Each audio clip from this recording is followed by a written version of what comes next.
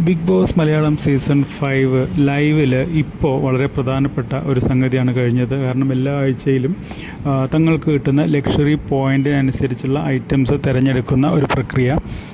ഇത്തവണ വിഷ്ണു ആയിരുന്നു ബോർഡിൽ ഐറ്റംസ് എഴുതിയിരുന്നത്. അതേപോലെ തന്നെ ഐറ്റംസ് പറഞ്ഞു കൊടുത്തിരുന്ന 3 പേരെന്ന് പറയുന്നത് മെയിനായിട്ട് സെറീനയും അതേപോലെ റിനീഷയും ഷിജു ആയിരുന്നു.